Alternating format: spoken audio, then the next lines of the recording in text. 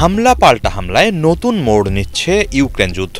রাজধানী কিয়েভ সহ ইউক্রেন জুড়ে বিভিন্ন অঞ্চলে হামলা জোরদার করেছে রাশিয়া। এরই মাঝে দোনেস্কের তিচ ও ভাইয়েমকা অঞ্চল নিয়ন্ত্রণের দাবি জানিয়েছে রুশ প্রতিরক্ষা মন্ত্রণালয়।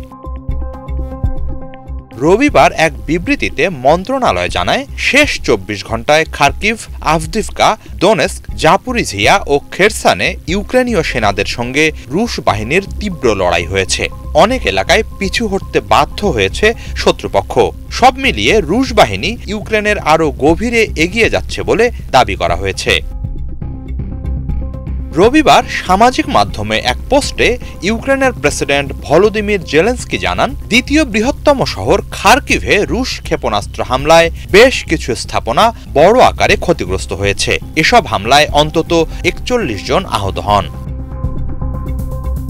এদিকে কার্স্ক প্রদেশে অনুপ্রবেশকারী ইউক্রেনীয় সেনাদের কঠোরভাবে দমন করা হচ্ছে বলে জানিয়েছে প্রতিরক্ষা মন্ত্রণালয়। শেষ ২৪ ঘণ্টায় ওই অঞ্চলে অন্তত ৩৬০ ইউক্রেনীয় সেনা হতাহত হয়েছে বলে দাবি তাদের। একই সময়ে শত্রুপক্ষের অন্তত ২৩টি সাঁজোয়া যান ধ্বংস করা হয়েছে। অন্যদিকে কার্স্ক সহ রাশিয়ার বিভিন্ন অঞ্চলে ইউক্রেনের হামলায় ভাড়াটে মার্কিন সেনাদের সংশ্লিষ্টতা কোনোভাবেই গ্রহণযোগ্য নয় বলে জানিয়েছেন রুশ উপ পররাষ্ট্রমন্ত্রী সের্গেই রাবকভ। সোমবার রাশিয়ার রাষ্ট্রীয় সংবাদ মাধ্যম তাসকে তিনি বলেন, সব এলাকায় হামলার ক্ষেত্রে যুক্তরাষ্ট্র সংশ্লিষ্ট, এর পরিণতি ভালো হবে না বলে হুঁশিয়ারি দেন তিনি। এর আগে গত সপ্তাহে এক সংবাদ সম্মেলনে রুশ পররাষ্ট্র মন্ত্রণালয়ের মুখপাত্র মারিয়া জাখারোভা অভিযোগ তোলেন, কার্স্কে হামলার ক্ষেত্রে সরাসরি বিদেশি ভাড়াটে সেনারা জড়িত।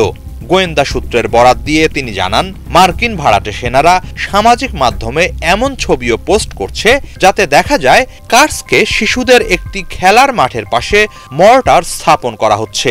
রাশিয়া এসবের বিরুদ্ধে পাল্টা পদক্ষেপ নেবে বলে সতর্কতা জানান জাখারোভা।